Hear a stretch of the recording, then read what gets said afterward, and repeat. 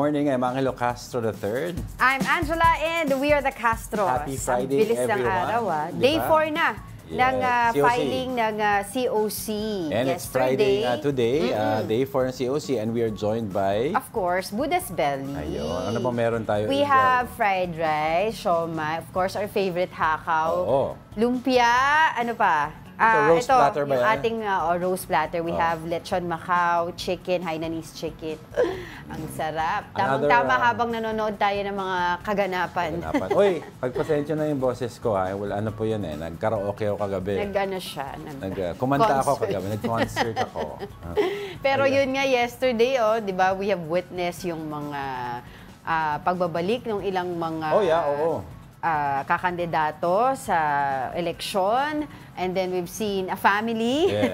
May mga may mga major movements na tayo nakikita. But more to come kasi hanggang Tuesday pa yan. Pero ngayon, asahan natin na mas maraming kilalang personalidad ang magpa-file ng kanilang COC. Kasi October 4 ngayon, di ba sabi nga nila dahil yung sa feng shui nila, sabi nila, gantong araw daw ay maswerte. Kay ano, di ba? Tingnan natin sa resulta. Kay Binay, di ba? Yes. Natin kay Abby Binay, kay Mayor Abby Binay. Pero inaabangan din natin, of course, yung movement sa Davao City. Of course. Oo, may mga Duterte. Wala pa kasi nagpa-file talaga. Wala pa. And then magkasama... Ang nag-file pa lang yung, yung anak ni Polong. Apo ni PRRD. Kaya nga nagsama-sama yung pamilya yesterday sa isang picture na nag-uusap-usap sila. Ano daw ang kanilang mga strategy ngayon? Kasi bawal na yung mga substitution. Okay. We're serving you news in a countdown. All that before your second cup of coffee. This is Brunch. Punching in the 10th spot is about Manny Pacquiao. The boxing legend is among the favorites to be inducted in the 2025 Hall of Fame. A report published by The Ring said Pacman is one of the names listed in the 2025 ballot of the International Boxing Hall of Fame. Pacquiao was a former 8-division world boxing champion with 62 wins, 8 losses, and 2 draws. He officially retired from professional boxing in 2021. Pacquiao is now focused on politics and he is seeking to return to the Senate next year. Expected naman to, and then you ask any boxing legend, Mike Tyson and a lot of them. Sugar Shane mostly. Sa usapin ng boxing Pacquiao naman wala kasi no other boxer has won championships in 8 divisions. Tapos the other day, another boxing legend na interview si Sugar Shane, si Mosley. They were asking him to rank the hardest hitters na encounter niya sa boxing career niya. Sabi niya, si Pacquiao daw was one of the hardest. Pero ang kwento niya ganito daw. Pag sinuntok ka daw ni Manny, unlike other boxers na masakit, tapos mahihilo ka, babagsak ka. Kay Manny daw, hindi daw masakit, hindi daw hard ang punch, pero magigising ka na lang, nahihilo ka pa rin. And then for the entire fight, for some reason daw, nahihilo pa rin siya. Pero yung actual impact ng suntok, napakabilis daw, hindi mo naramdaman yung pain. Yung pala yung lasting effects ng suntok ni Manny will linger daw throughout the match. Hindi tulad ng mga Mayweather at mga ibang boxer, pag tinamaan ka daw, hilo, knockout, bangon, makakalabang ka pa.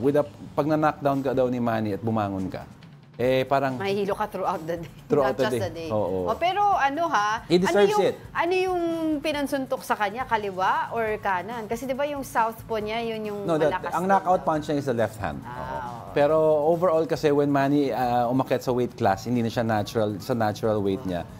Both hands na had to be trained to be, Freddie Roach trained both hands na maging powerful. So ngayon pa lang, congratulations. Expected naman ang lahat yan sa Hall of Fame. Although I'm sure nga si Manny Pacquiao, di ba, yung kanyang dream na makalaban for the Philippines sa Olympics na hindi na matutuloy yun, at least meron naman siyang ganito. No, diba? Bucket list yan, pero wala na yun. Okay, sige, let's continue with our countdown. Next in our countdown, tensions continue in Lebanon between Israel and Hezbollah forces. Earlier today, huge explosions shook the sky in the vicinity of Beirut's main airport. This comes amid conflict between Israel and forces of Lebanese militant group Hezbollah. The Migrant Workers Department assures OFWs that they are working on their repatriation. And that's continue yan. And ano ba? And that's the very isang taon na. Mahigit, October kasi nag-start ulit Yeah, pero kasi this one, may ground assault na on Lebanon, Israel to take over. That's why ang Iran nagpalipad ng mga almost 200 rockets na towards Israel. Tapos nag-crucial meeting daw sa US, I think it was yesterday, between Israeli diplomatic corps and the Pentagon. Pentagon sa security agency ng US. And they were talking kasi magre-retaliate ang US at suportado daw ng US ang retaliation ng Israel. Basta hindi daw tatamaan yung city area, tatamaan nila yung oil field. Oo. Because ang oil field ang core source of income ng Iran.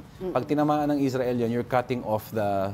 And hindi daw 80% ng mga tao hindi daw maapektuhan sa oil field na yan because they supply Russia and China with that oil. So ang matatamaan is Russia and China mostly. But of course it will affect the supply and demand of the entire region. Pero may warning na binigay ng Israel na sinasabi nila yung mga tao daw mag-evacuate doon sa mga communities in the southern Lebanon. Ito yung outside UN declared buffer zone. And of course, recently din, 28 healthcare workers yung namatay sa may Lebanon din. No? Ito yung mga healthcare workers, wala naman yan kinalaman sa away nila, nadadamay din, di ba? Kaya, actually lahat naman ng leaders are talking right now, talagang pinag-uusapan nila yung ceasefire. Pero kaya, hindi puro usap at magawa yung ceasefire. Kaya nga Lebanon, di ba, the Lebanon government is preparing a special exit plan for exit visas for Filipinos. Oo, kasi Israel's giving them a number of days bago daw tuluyan pumasok yung mga tanks nila sa Lebanon and they take over the place, pushing towards a crucial area ng Iran. Ay, nako. Sige, patuloy tayo magbibigay ng update tungkol dyan dahil hindi po nagtatapos ang usapin tungkol dyan. But for the meantime, let's continue with our countdown. On our 8th spot is about the weather. Julian has weakened into a tropical depression. Julian was last spotted 240 kilometers north-northwest of Itbayat, Batanes. It has maximum sustained winds of 45 kilometers per hour and gustiness of up to 55 kilometers per hour. There are no tropical cyclone wind signals, but some areas will experience rain in the next 24 hours. That includes Metro Manila, Bicol Region, Visayas, and Zamboanga Peninsula. This is due to the Intertropical Convergence Zone and easterlies. So we are now in October. Oo nga, pero yesterday kasi may pagbabalik na nangyari, diba si Julian na bumalik dito sa atin kaya medyo may mga malakas sa pag-ulan. Baka daw kasi may I shall return siya. Naiwan daw niya yung susi ng bahay niya. Ay, ganun. Kaya umikot, dinampot lang. Alright, sige, let's continue with our countdown.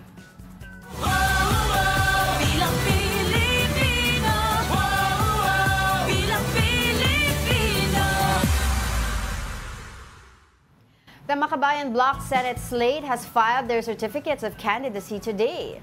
Let's get more information about that with mobile journalist Merimon Reyes reporting to us live from Manila Hotel Tent City.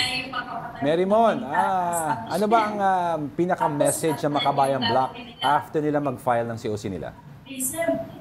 Yes, Angela, ngayon sa pang-apat na araw ng filing of COCs, ang isa sa pinaka-nakita natin bandang alas 8 ng umaga ay itong Makabayan Block. At ongoing pa sila dahil 11 ang kasama dito sa kanilang senatorial slate at sila nga itong sinasabing oposisyon ng bayan. Ilan sa mga nagsalita na dito ay si Franz Castro mula sa ACT Teachers Party List. At isa sa pinaka-tinututukan niya ay yung mga karapatan nga raw para sa guro at sa educational sector. Kasama na dito yung maliit ngang sweldo ng mga guro at yung iba pang mga serbisyo at pribilehiyo nila na kailangan daw na matutukan. Si Arlene Rosas din, na isang Gabriela Party List representative, nagsalita na rin kanina. At ang pag-usapan nga dito yung tungkol sa mga karapatan na may kinalaman sa kanila, lalong-lalo na sa kababaihan. At pagdating nga daw sa larangan, ito importante ang information dissemination para daw sa mas tamang pag-uusap, lalong-lalo na sa mga explicit na topic related sa mga kababaihan tulad ng sex workers na naging issue sa mga lumipas na taon. Kasama rin dito yung sinasabi nga na yung death penalty nga daw ay tinitignan na dapat na aralin. Pero ang sinabi nila, ang panig nila dito, pagdating sa heinous crimes na related sa rape, hindi raw dapat death penalty ang magiging sagot, kundi yung tuloy pa rin doon sa ibang pagpapaparusa sa kanila. Nagsalita rin mula sa Kilusang Mayo itong si Jerome Adonis at ang napag-usapan nga dito yung tungkol naman sa sweldo. So gusto lang mabuwag yung pagkakaiba ng minimum wage dito sa NCR at sa mga probinsya at gusto niya lang madoble na ito sa 1,000 para nga raw magkaroon ng mas magandang pagkakataon at access sa mga pangangailangan at bilihin ang mga Pilipino. Ang hinihintay pa natin magsalita dito si Danilo Ramos mula sa Kilusang Magbubukid. Nagsalita na rin si Modi Floranda mula naman sa Piston at sinabi niya naman dito yung mga karapatan daw ng transportation sector ang dapat daw na matutukan. Isa sa mga narinig natin bago tayo na tumayo dito ay yung doon nga sa paggawa daw ng mga highway, ng mga skyways. At ang nakikinabang lang daw nito ay hindi ang transport sector kundi yung mga negosyante nga raw. So kung mabibigyan siya ng pagkakataon na makaupo sa Senado, yung mga batas na may kinalaman sa pagprotekta sa karapatan ng transpo, yun daw ang tututukan niya. Lisa Masa, hinihintay din natin ito. Si Amira Lidaso naman na nagsasalita sa likuran natin ngayon. At isa sa pinakatinututukan niya ay yung mga karapatan daw, safety and security ng Moro at ng Muslim community. Nagsalita na rin kanina mula sa Pamalakaya, itong si Ronel Arambulo. At ang napag-usapan naman dito, dahil isang nga siyang mangingisda, yung West Philippine Sea, yung mga karapatan daw nito, lalong-lalo na yung mga batas na pinakahawakan ng pamahalaan at ng gobyerno, foreign policy, dapat daw manatili ito yung interes sa Pilipinas at hindi raw sa karatig bansa o sa iba man. Nagsalita na rin si Teddy Casino mula sa Bagong Alyansa Makabayan. Chair, siya ngayon ang tinitignan niya mass movement at saka voters education ang magiging kasagutan para nga daw makilala silang mga ordinaryong Pilipino lang na tumatakbo sa Senado. Bukod dito, anti-dynasty law, ito ang isa sa gusto niya matutukan. Hindi raw dapat itong mga political personalities na nakikita raw natin, hindi raw dapat sabay-sabay, hindi raw dapat sunod-sunod na pumapasok. Isa-isa lang daw para mabalanse nga itong pamamahala sa bansa. Jocelyn Andamo mula sa Filipino Nurses, gusto rin tutukan itong healthcare system, yung mga karapatan ng healthcare workers, private and public, lahat ng ito gusto rin niya.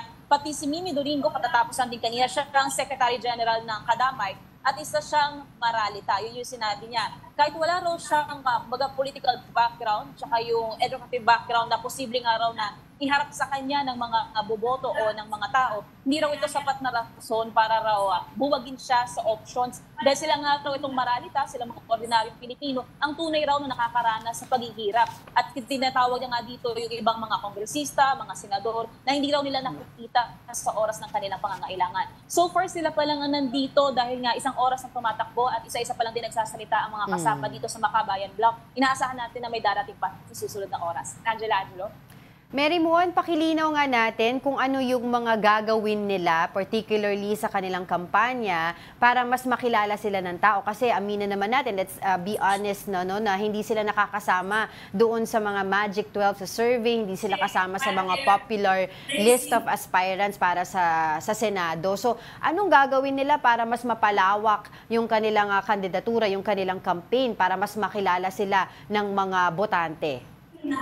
Angela, ang isa sa pinaka-ninote ng Makabayan Block ngayong araw na ito, hindi na raw sapat na tingi-tingi lang yung pagtatakbo nila. Kasi last time, sila mismong mga nangangandidato, be it member na sila ng Congress tulad ni Franz Castro, hindi na sapat na mag-isa lang sila. So ngayon, nag-join forces sila all together. So ina-expect nila ngayon na yung kanilang impluwensya bilang representatives ng iba't ibang sektor sa bansa, ito yung magsisilbing calling para nga raw sa mass movement, information, awareness, at kaalaman daw ng mga tao tungkol sa kung sino yung pwedeng maboto at magsilbing options pagdating sa Senado. Angela?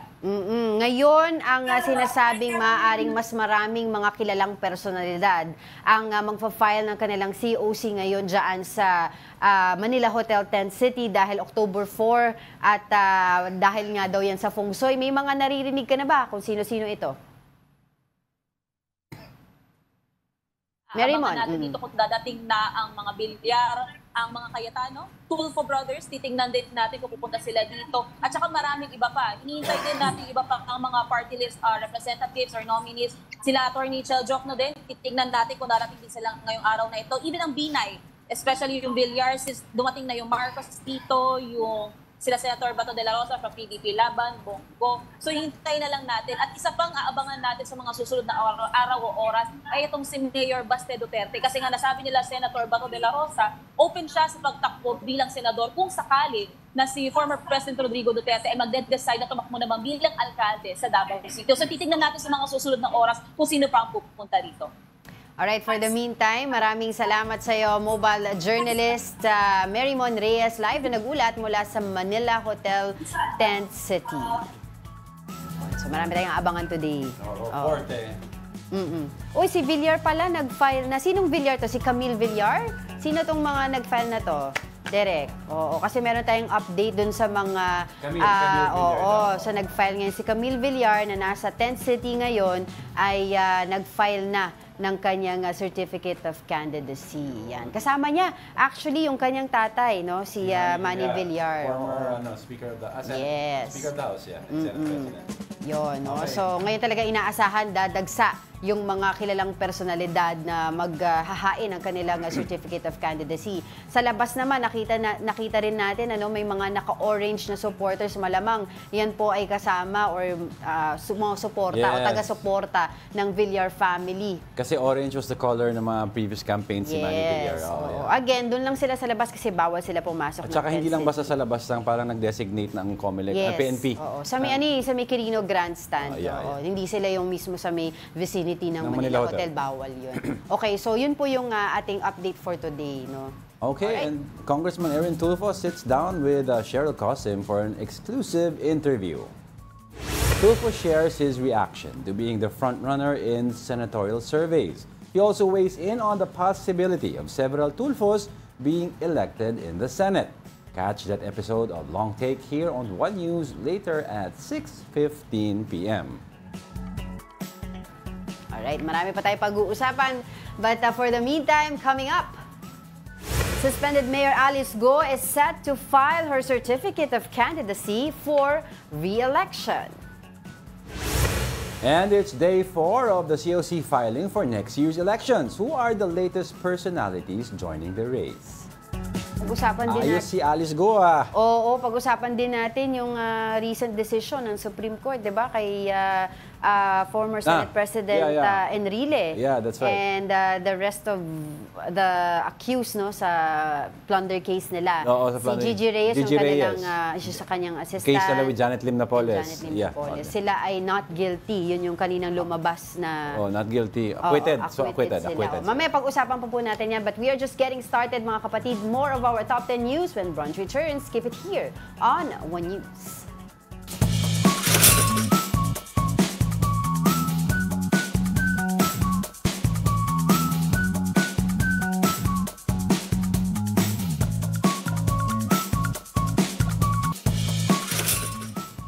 Good morning! You're still watching Brunch here on One News. Bati lang ako mabilis dito sa ating mga nanonood sa YouTube. Si Ronald Maxtay, si Gary Co, Mark Santiago, si Oscar N, at saka si Tita Daisy and Tito Naldi Cancio and Tito Nito. Good morning sa inyong lahat, mga ka-brunchies. Si Gary Field, si Migs Ebron, si Sam Pokemon Go, si Vlad, si Ralph Domingo, si VJ, saka si Ringo, si Tasha, mga nanonood din yan sa atin. Si Mina Benyales, di ba? Yes, see you later. Oo. Pero sabi nila, kasi anniversary ngayon ng nila Manong Ted at ni DJ Chacha yung kanilang programa for anniversary. Tinatanong nila Ronald Maxtay kung ito the extension. Oo, pwede. The extension ng celebration nila.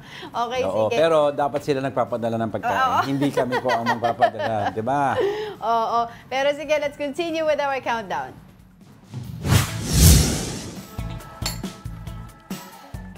Now, on our 7th spot, President Bongbong says the government is on top of the situation amid Taal volcano's unrest. The details in this report by Mobile Journal, Judy Baiza. The government is closely monitoring the situation in Taal volcano in Batangas. PHIVOLCS recorded a phreatomagmatic eruption at the Taal volcano on Wednesday. According to President Ferdinand Marcos Jr., all concerned government agencies are on top of the situation. We have SOPs in place. We have standard procedures. Everybody, when the volcano erupts or the storm comes or magkalindol or whatever, they know what to do. What we have to do is to monitor the situation and continue to see where are the areas, kasi it's not every situation is the same. So how do we adjust? Where are the areas that need special attention? Where are the areas that are okay? So yun ang ginagawa namin ngayon. He also expressed confidence that the people who are closely monitoring the volcano eruption can respond to any circumstances that may arise. Right now, PhilVox is saying, wag muna nating alalahanin masyado. But I'm sure they will play it safe. Pagka kailangan, we will have to move people out of the danger area like we always do. So that's what we are monitoring now. Meanwhile, PBBM and First Lady Liza Araneta Marcos brought the Lab for All project to Pasig City. The Lab for All provides free medical and other government services to 1,500 beneficiaries. According to Marcos, the program bridges the gap in the healthcare system in the Philippines. He emphasized that this would be a huge help, especially for those in more than 7,000 geographically isolated and disadvantaged areas. Sa mga lugar po na ito, isang malaking hamon ang pagpunta sa clinic o sa ospital o sa health center. Dahil napakalayo at napakalaking bagay. Dahil alam niyo po, ito ay naranasan ko nung ako'y governor ng Ilocos Norte. Ay nakikita ko, pag dumadating po ang mga pasyente, pupunta po doon sa provincial hospital, kahit na sa RHU, ay masyadong malala na yung kanilang sakit. Eh kako bakit hindi sila pumunta ng mas maaga? This is the first time that the President joined the First Lady in her priority project. Since its inception in May 2023, the Lab for All has visited 35 locations. Mobile Journal Julie Baiza, We Are One News. Yeah, yung binabanggit ni PBBM na yung knowing where yung during a calamity, anong place ang dangerous, anong place ang okay. Yeah, it's very similar to yung ginawa ni Pangulong former President, the late President Benigno Aquino. Remember yung geohazard map ni Pinoy where dinidetermine nila yung mga places na safe during certain calamities, places na hindi safe during calamities. Pero hindi na ata natuloy yung project nun. It was for a while Project NOAA, remember? Project NOAA. Similar to that. Hindi lang natuloy because of budget constraints. Pero ganun ang kay PBBM, different lang ang pamamaraan ng pagdetermine ng hazardous areas. Kasi importante, while we are busy right now sa pagpa-file o paghahain ng COC ng mga kandidato, eh syempre dapat we make sure na lahat ng mga problema ng bansa ay ang tawag dito, monitor pa rin natin. 'Di ba? Yeah. Nababalita pa rin natin kasi mas importante naman 'yun eh. 'Di ba? Pero sige, eto na muna. Let's continue with our countdown.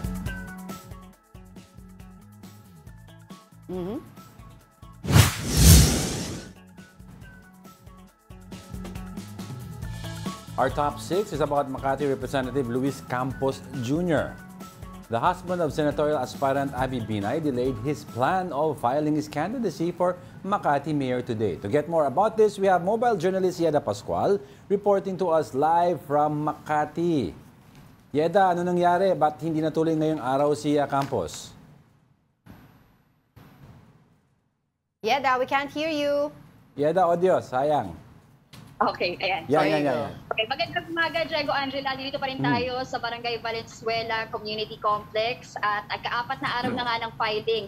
Inaasahan natin ngayong araw na magpa-file si Congressman Luis Campos, yung mister nga ni Mayor Abby Binay. Kasi sa mga past interviews niya sa atin sa One News at 1PH, ang sabi niya ay October 4 daw siya magpa-file dahil ito daw ay lucky number. Pero dumating tayo dito, wala tayong dinatnan at ang mga staff lang ng Barangay Valenzuela at ng COMELEC ayon sa kanila ay na-move daw tomorrow magpa-file pero wala daw kasi announcement si Mayor Abby kung bakit nga na-reschedule. Okay. So officially, tuloy pa rin ang takbo niya. It's just that from the 4th, ginawang 5th. Yes, tama ka dyan, Diego. Na-move lang pero tuloy pa rin. Kasi inaasahan kasabay niya nga yung running mate ng kanyang mister sa pagka-vice alcalde naman, si Congressman Kid Peña at yung iba pang konsehal sa kanilang partido. Pero aside from that, Yeda, meron pa ba tayong ina-expect na magpa-file ng kanilang COC ngayon dyan sa Makati, specifically yung makakalaban ni Senator Nancy Binay at saka ng kanyang running mate na si Monsur Del Rosario? Angela, ayun na nga, ikaapat na araw pero wala pang ibang nagpa-file sa pagka-alkalde at vice-alkalde maliban kay Senator Nancy Binay at kay dating Congressman Monsur Del Rosario. So nag-file sila October 1. Until now, wala pang ibang nagpa-file. Pero mga konsehal, marami. Kanina, ito unang nag-file ngayong araw ay isang doktor ng military. Independent siya, si Dr. Dan Jason Quaresma. So nais niya nga paigihin pa daw mapabuti yung healthcare ilapit sa bawat barangay. So ngayon, nakaantabay pa rin tayo, Diego Angela, sa kung sino pa yung magpa-file kasi sabi nga ng mga tao dito, baka biglang sumulpot nang hindi natin alam. Itong binanggit mong last candidate, mayor ang itatakbo niya, Yeda? Konsehal, Diego, ng First District. Pero aside from yung alam natin na tatakbo sa Makati, no, sino pa ba ang possible third candidate for mayor ng third choice na tatakbo dyan? Aside from yung mga major candidates na nabanggit na. Diego, Angela, sa totoo lang wala. Kahit yung mga na-interview natin dito sa labas, kahit yung mga staff ng barangay, ang maugong lang daw talaga na magkakatunggalin sa pagkaalkalde ng lungsod ay si Senator Nancy at yung Mr. ni Mayor Abby na si Congressman Luis Campos. Nako, sige. What about the crowd there? May mga supporters ba ngayon dyan na nag-aabang kung sino-sino yung mga maghahain ng COC? Angela, wala eh. Kabaliktaran nung day 1, nung dito si Senator Nancy, sobrang daming supporters sa labas. Hindi naman sila pinapasok na sa loob. Pero sobrang dami na, siguro mahigit 50. Pero ngayon dito, walang katao-tao talaga tayong tinatnan. Alright, sige. Patuloy kami makipag-ugnayan sa'yo. But for the meantime, maraming salamat sa'yo, Mobile Journal, Yeda Pascual. Nasa Makati siya today. So, na-move from yung feng shui number, bakit kaya? No? From 4 to 5. Oo, di natin alam. Oh, Baka pero, mas sinabi ng feng shui, mas swerte siya kung bukas siya. Yeah. Pero nakikita mo yung general atmosphere sa mga local areas natin, kung saan magka-file yung mga mayor. It's very, parang kalmado. Oo, di ba? Pero yung Manila, ang daming tao, yung sa theater ata yun eh. Oo, especially yesterday kasi nag-file nga si Honey Lacuna, kasama yung kanyang running mate sa Yul Servo. At doon may mga parang, di ba, may rally pa sila. Actually, walang magbabalik. Ganun. Ang ganda ng mga soundbites. Sabi ni Mayor Honey, walang babalik, tulad ng sinabi mo. Sagot ni Orme, Peace be with you. Peace be with you. Hindi pa natin alam, di ba? Kasi sila hindi pa rin wala sila nakakapag-file. Oo, tsaka wala pang official schedule kung kailan sila mag-file. Teka lang, batiin ko lang mabilis itong iba pang nanonood sa atin, si Cecil Samaniego, si Thais Estrada, ang aking roommate sa Bacolod, si Carlo Kasing-Kasing at saka si Mer Abad. Mga laging nanonood yan sa atin. Ay, meron tayong loyal viewer dito, pangalan JR Tenorio. Ay, okay. Joke lang. Alright, let's continue with our countdown.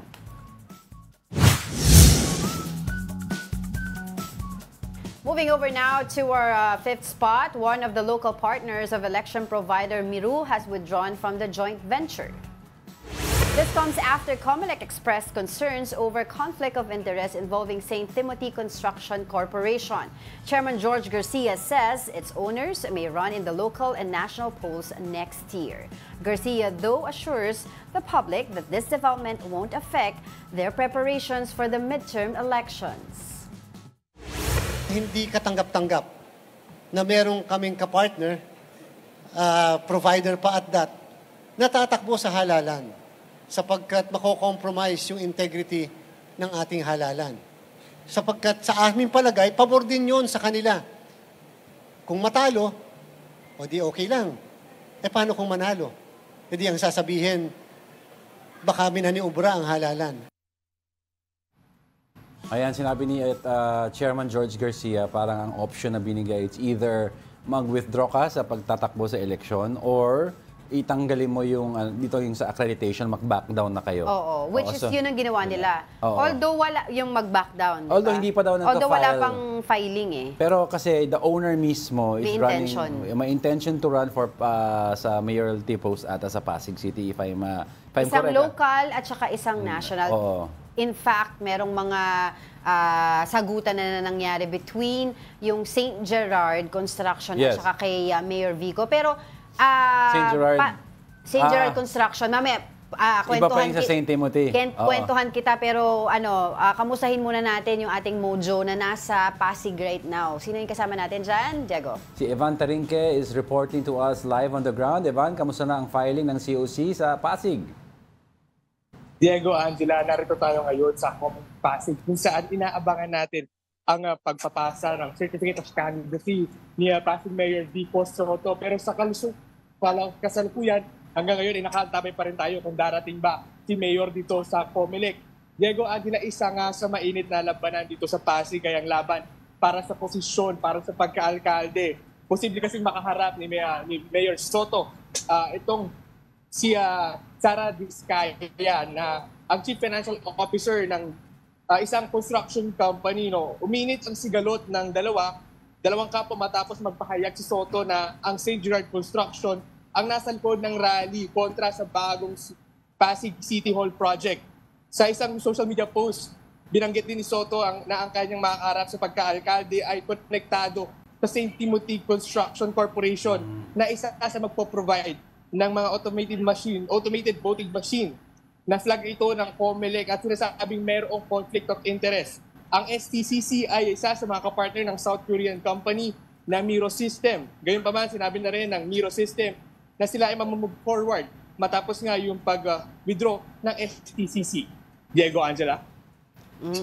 So, pero meron na ba tayong information kung itong nililink na may-ari ng SGG, ano yung St. Gerard at saka St. Timothy, allegedly, ay nag-file na ng kanyang Certificate of Candidacy dyan?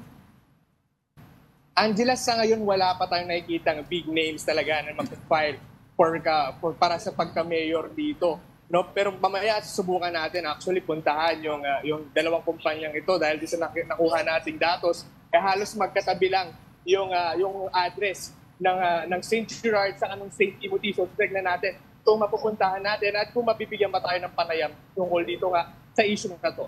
Angela? Magkatabi pero parang ang basa ko sabi parehas, the same address. Yes, Angela, no, ang nakita kasi natin sa data 723 saka 722. So magkatabi yung address na nakuha natin na datos. Pero yun nga, we're gonna still confirm mamaya pagpunta natin. So, kung isa lang ba or magkaibang entities ito. Oo, Angela? para mas confirm natin yung details. Pero si Mayor Vico ba nakapag-file na ng kanyang Certificate of Candidacy? Angela, sa ngayon, inaantay natin, nakakuha tayo ng lead na within this day daw magpapasa or magpa-file ng Certificate of Candidacy itong si Mayor Vico Soto. Pero sa ngayon, patuloy pa rin tayo nakaantabay kung meron ba or darating ba si Mayor dito. Angela? Sige, balitaan mo na lang kami. Go ahead. Thank you, mobile journalist Evan Tarinque, for that report. Yun. Kasi nga, ay sinasabi nitong sa St. Gerard, parang sinasabit lang sila ni Vico Soto dahil daw makakalaban itong supposedly St. Timothy. What's her name? Sara Diskaya. Yeah. Siya yung businesswoman na nag-confirm, supposedly, owner and top official ng St. Gerard na tatakbo sa pagka-mayor sa Pasig City. Siya din linked to St. Timothy, di ba? Oo, pero sinasabi, ang side ni Mayor Vico, iisa lang yung kumpanya na yan. Iisa lang magkaiba yung pangalan, pero iisa lang ang incorporators, ang officials. Yung address, supposedly, magkatabi. So yung binabanggit ni Chairman George na pinaba-back out nila. St. Timothy yun. St. Timothy, is this the girl also? O, parang gano'n. Hindi ko pa alam kasi wala pa silang binibigay na gano'ng information. Pero yung link na sinasabi nila, yun. Pero sinasabi nung may-ari or isa sa mga officials ng St. Gerard na nagkaroon na kasi sila ng kaso before, yung parang kinasuhan sila ng BIR, mali yung tax payment or whatsoever. So naimbestigahan na sa Senado, wala naman daw nakita kahit paano na link ng St. Timothy sa St. Gerard. Yun yung kanilang defense. Okay. So parang inaano nila na porket kinakalaban namin si Vico, ilalabas ni Vico yung mga ganitong allegations. Yun, sinabi kasi ito ni Vico yesterday, nag-release siya ng statement. Hours after, magsabi ang COMELEC na magwi-withdraw na nga itong St. Timothy. Voluntary withdrawal kasi sila. Tatlo kasi yan na local supplier ng Miro dito sa atin na magpo-provide ng, ang tawag dito, ng vote counting machines. Pero itong St. Timothy, according to COMELEC Chairman George Garcia ay sila? Credit line. Credit line. Wala so parang silang financer sila. Pero hindi daw So technically, it won't really affect. Hindi makaka-apekto because ang credit line nila is for the delivery of the machines. Pero as of now daw, 50% na rin natapos. At kahit daw mag-withdraw itong yung sinasabing St. Timothy, si Chairman George will compel them to just continue the credit line. Pero as of now, habang hindi pa nare-resolve daw yan, yung remaining two na supplier nila, one of them will take over daw the credit line na mawawala sa St. Timothy. So, inako na daw nila. So, kasi may mga go ahead. Hindi, kasi may mga katanungan na, sige, kung financer lang siya, paano kung pinag-back out mo, paano na yung mga machines na kakailanganin for the pinaro elections? Ni Chairman George, hindi man actual financer, but tagabigay ng credit line in case may mga hindi kayanin. May mga expenses na na-incur. And so far naman, 50% na ang delivery at yung isang provider na, I think it was the IT side, sinabi nila guaranteed, sige, sasaluhin na namin ito. So sabi ni Chairman George, walang madidelay o walang maantala. In fact nga, binalik natin yung integrity sa halalan. It's because wala nang link between a candidate and the owner of a company. Well, ayusin nila yan because syempre a lot of people are, casting doubt na naman dito sa magiging election dahil sa mga issues na pumupukol. Pero mukha naman si Chairman George on top of it. Tingnan natin. Okay, sige, let's continue with our countdown. At the fourth spot is about Baste Duterte. The Davao City Mayor is ready to run for senator if former President Rodrigo Duterte will enter the mayoral race in their city. Now, this is what Senator Bato de la Rosa said in an interview with 1PHS Sa Totoo Lang. De la Rosa expressed hope that Baste will join him, Senator Bongo and actor Philip Salvador, in the Partido Democratico Pilipino's senatorial slate. So far, none of the Duterte family members are filing their candidacy in either local or national level. According to reports, the family is still discussing their plans for next year's polls. Kasi hindi basta-basta pwede mag-file because kung ano yung positioning nila now will greatly affect yung presidential race. So that's why they have to determine, will FPRRD run for mayor or will he run for senator? Diba? Anong positioning ni Mayor Baste dito? But one thing is for sure, according to Senator Bato de la Rosa, hindi nila iiwan ang Davao. Oo. Diba? Positioning na lang yan. Pero sinabi nga rin ni Senator Bato de la Rosa sa STL, sa sister company natin, sister show natin dito sa 1 News and 1PH, diba, nakapag-sumpa na si Baste sa PDP Laban Party. So, that's a national party, no more sa local area. So, meron indication or inkling na there is a strong possibility na pero when they looked at the numbers of Baste, it's not as good as initially they would have thought. Diba? Nasa ano siya 12 to 21 mark in a survey na top of mind. Top of mind survey lang yan. Right. Pero pag may listahan na mag-iiba ang usapan yan. So we will see if the Duterte brand is enough to carry the sun into the Senate. Ay, yan ang mga usapin pampolitika. Kanina, correct ko lang yung sarili ko. I think nabanggit ko sa Supreme Court, yung kila Enrile, Sandigan Bayan. I correct myself. Kasi it's from Conchita Carpio, former ombudsman, Conchita Carpio Morales. Alright, sige, let's continue with our countdown. Our top 3 is all about Alice Go. The dismissed mayor will seek re-election in Bamban, Tarlac. In an interview with News 5 Go's legal counsel, attorney Stephen David confirms that his client will file a certificate of candidacy once all documents needed are complete. Aside from human trafficking, Go is facing a misrepresentation case for supposedly lying in her previous COC. Kailangan kasi talaga dapat patunayan ng mga tao doon kung mahal talaga siya. Hindi yung technicality na sinasabing hindi siya qualified o kung ano mga issues, di ba? Why don't we let the people to decide kung talagang gusto siya ng tao, di ba? Anyway, kung hindi naman siya gusto, hindi mo siya mananalo, di ba? Yan, Chairman George Garcia clarified earlier on kasi at this point, ang job ng COMELEC is ministerial to accept. But take note daw, it does not mean that wala silang gagawin. They are waiting kasi order, may order na about yung dismissal order, di ba? Yung perpetual disqualification. But they cannot accept that yet because wala pang finality sa lahat ng kaso na inihain tsaka wala pang they're waiting for the TRO request kung magkakaroon ng TRO request. Pero clarify ni Chairman George that yung order daw ng perpetual disqualification, although it's not final, it is immediately executory.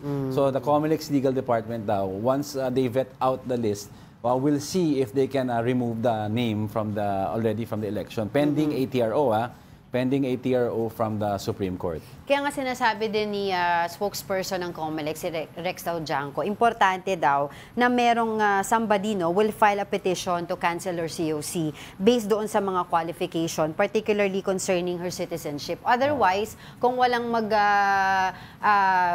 mag-challenge nun, yun nga, tatanggapin lang nila yung certificate of candidacy. If the Supreme Court grants ATRO on the cases filing sa Ombudsman, then walang choice ang COMELEC then to accept that. Pag na-deny, at least meron silang motion that they can act on the perpetual disqualification. So, linawin natin, Diego, dalawa yung maaring avenue to stop kung gusto nyong pigilan si Somebody- Alice Go, di ba? somebody will Number file. one, somebody will file a case against it or challenge yung petition through COMELEC, and then COMELEC will act on it. Number two, magkaroon ng finality yung decision ng lahat ng mga charges against her. Oo, kaya- Otherwise, sumusunod lang sila sa proseso. Kasi lininaw ni Attorney Chairman George na iba ang ibig sabihin ng immediately executory from ruled with finality. In other words, in most cases kasi hindi executory kaagad Right until away, final. oo. Pero the order of the ombudsman is Minsan final lang, wala pang executory. is immediately executory. In other words, yung perpetual disqualify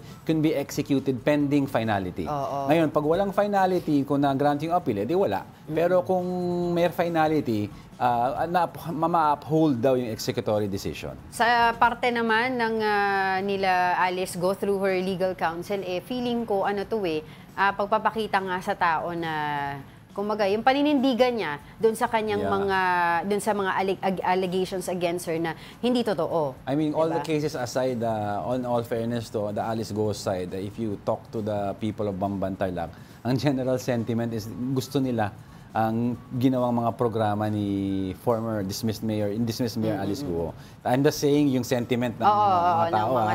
And everyone speaks good of her. We're not talking about yung mga kaso or pogo na. I'm just saying ano yung sentiment nila. Pero does it mean naman na mananalo siya or tutuloy yan? Filing pa lang po yan. Relax lang. Ministerial receiving lang yan of the COCs. It does not mean candidate. It means aspirant siya to be a candidate. Relax lang tayo. Relax. Alright, sige. Marami pa tayo pag-uusapan. Naku, maaga-aga pa. Don't go away because we're not done yet. May dalawa pa po tayo. Stay with us.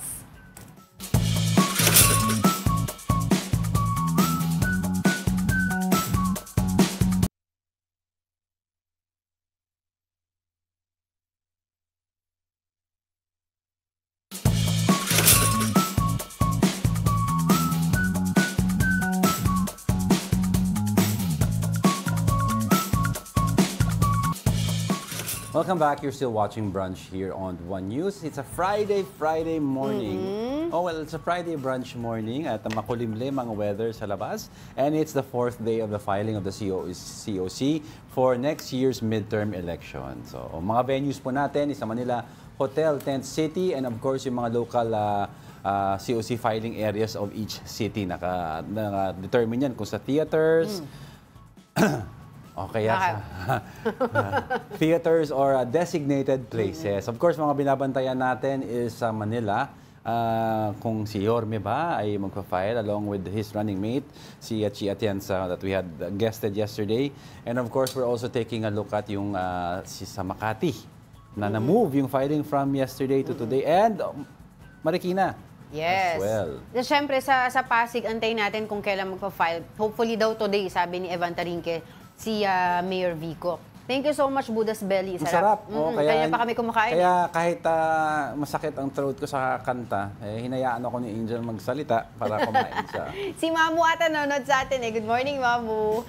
Alright, sige. This just in. Presidential Chief Legal Counsel Juan Ponce Enrile and convicted businesswoman Janet Napoles were acquitted in the plunder case related to the pork barrel scam. The Sandigan Bayan Special 3rd Division acquitted the two and Enrile's former aide Gigi Reyes due to failure to prove guilt beyond reasonable doubt.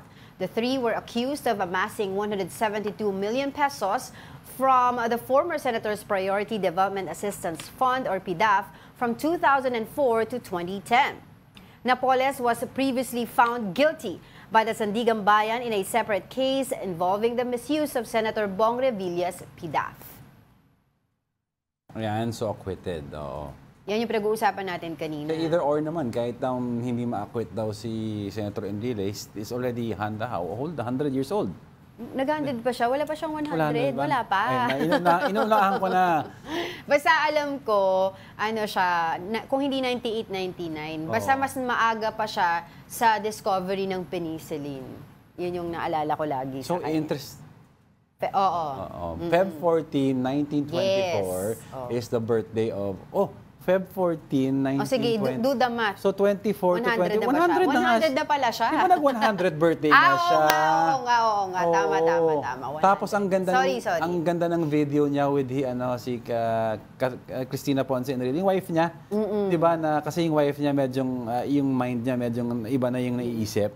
Ang ganda ng video niya na ini-explain niya kung ilan ang anak nila, na may apo sila, ang sweet ng video nila. But going back to the case, okay, sorry. Alam ko na, nakita ko yung ikot ng mata mo. Bakit? I'm just for context lang yung sumikat na video. But going back to the case, yun nga, no, after ilang years ngayon, nagkaroon ng kumbaga finality yung yung naging ang tawag dito, desisyon para sa kanila. Even si Janet Lim Napoles, ba't kang mahirap?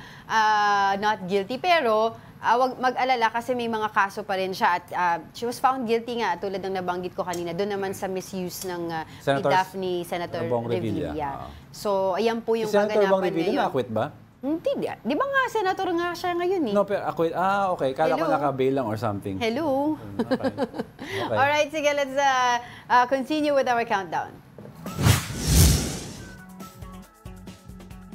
Going straight to our top two, suspended Cebu City Mayor Mike Rama denies hiring family members.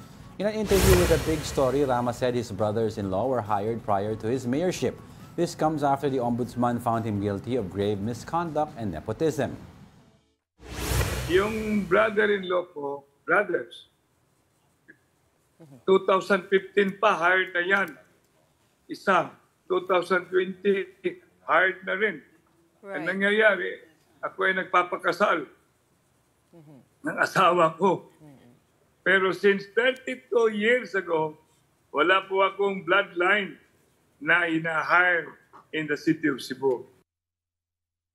According to Rama, he will escalate his case to the Supreme Court. He already filed his certificate of candidacy as mayor for next year's midterm elections. I do not think I will lose in the Supreme Court. I even believe I will win at the Court of Appeals. And I still believe if a motion for reconsideration will be in place and it will hit the heart of Martires, the ombudsman. Wala yung audio ni Mayor Rama. Pero sinasabi kasi ni Mayor Rama, they were employees even before he was a mayor. And then, they were employees, he was not still married to his wife. Hindi pa sila kamag-anak at that time. Hindi pa sila kamag-anak. And eventually, di ba, alam mo naman, hindi daw niya pakasalan, mahal naman daw niya. So, pinakasalan niya, eventually, naging official, naging bloodline niya, di ba? So, pero nauna yung pagiging employee nila. Yes, yun ang kiniklaim yun ang claim ni Mayor Rama. Ni Mayor Rama. Pero nakakatawa naman, ang dami nga ngayong pamilya na nagpa-file sabay-sabay ng kanilang certificate of candidacy. Tapos alam mo yan ang sinasabi na naman sa Big Story, di ba? Hinahabol yung isang tao na may family member. Pero yung adaming tao, governor, vice governor, mayor, vice mayor, all running at the same time. Talk about nepotism. Okay, hindi, may sinasabi si Director. Si Abby Binay, dumating na daw sa Manila Hotel, Tent City, no? Diyan siya ay expected to file her certificate of candidacy as expected on Feng Shui niya is today. So right now, you're seeing sa kanang screen po ninyo ay si Camille Villar. Yes. No? Senatorial aspirant din siya. Kasama po yung kanyang tatay na nag-file siya ng COC niya. Sa kabilang screen naman po, sa left side, ay si Mayor Abby Binay na kararating lamang dyan sa Manila Tent City, sa Manila Hotel para nga mag-file ng kanyang COC for Senator. Maya-maya, makikita din natin na pagkatapos niya pirmahan yung mga COC, there will be photo ops and video ops, and then pupunta siya sa entablado para makapagsalita. And then, the media can ask questions. All right? 7 minutes. Sige, let's continue with our countdown. Our top story for today are the senatorial bets of Partido Demokratikong Pilipino or PDP.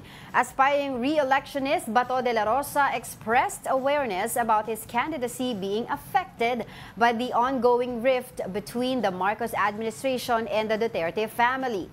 The party's bets are also hopeful that a Duterte will join them in the senatorial race. Here's the report. Re-electionist Senators Bongo and Bato de la Rosa filed their certificates of candidacy yesterday at the Manila Hotel Tent City. With them is aspiring senator and actor Philip Salvador. They will run under the Partido Democratico Pilipino, or PDP, the party of former President Rodrigo Duterte. The three were accompanied by PDP President Senator Robin Padilla. De La Rosa expressed awareness that his campaign for re-election is affected by the ongoing conflict between the Marcos administration and the Duterte family. They form part of a grand demolition job against us, the Duterte and the allies of Duterte. So, I leave it up to the people. The people know very well what is the real score. Kung sila naniniwala na si Bato ay masamang tao, then please, by all means, do not vote for me. In an interview with 1PH sa Totoo Lang, De La Rosa said he is still willing to cooperate with the administration. Matagal naman tayong binubukbuk ng administrasyon, so we have to accept the fact that hindi tayo kaalyado nila. Pero kami, we don't consider ourselves as a really opposition because we don't intend to oppose any move coming from Malacanang kung ito ay nakakabuti sa ating bayan. Meanwhile, Senator Go believes the so-called Duterte magic is still effective. Mga kababayan ko, kayo na pong humusga kung sa tingin ninyong nakatulong po sa inyo ang mga programa niya noong 2016 up to 2022. Yung mga build programs, yung kampanya niya against criminality. Kung nakakalakad ho ba ang inyong anak na hindi nasasaktan at nababastos, kayo na pong humusga. Senator Padilla revealed that he is still convincing former President Duterte to join them in the senatorial race. Ako hanggang ngayon nakikiusap kay Mayor na tumakbo. Bilang partido, ako ang presidente ng PDP. Ang kailangan natin sa leader natin yung wisdom. Nakita naman natin yung wisdom ni Pangulong Duterte nung panahon ng pandemic, lalagpasan natin yung pandemic.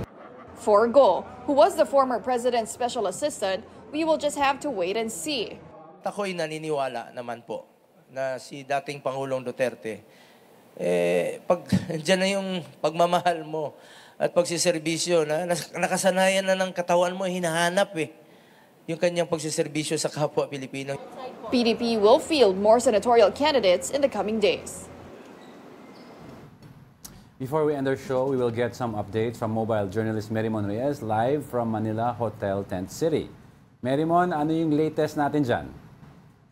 Angela, katatapos lang magsalita dito ni Camille Villar para nga sa kanyang unang senatorial bid. At ilan sa mga nasabi niya ay yung patuloy nga raw na pagpursige para sa mga programa na hindi daw sinimulan din ng kanyang magulang, pati ng kanyang kapatid, kundi pati na rin daw yung pagbibigay ng bagong perspective, bagong boses daw sa bayan. Nung tinanong naman natin kung ano yung masasabi niya tungkol sa ilang insights ng ibang members ng senatorial slate ng Makabayan Bloc, ang sinabi niya, nire-respeto niya daw yung opinion ng mga tao, ng lahat ng tao, pero guarantee niya raw na yung kanyang nanay na si Senator Cynthia Villar ay meron daw itong commitment para mabigyan daw ng magandang buhay at sariling lupa ang agri-sector, yung mga magsasaka. Bukod nga dito, nire-respeto niya kung ano yung masasabi ng ibang mga tao. At dahil nga natanong din natin kanina, paano magkakaroon ng bagong perspective o bagong salita o boses sa Senado kung ang pamilya niya, ang Villar, ay halos lahat nakaupo na o nanunungkulan sa pamahalaan.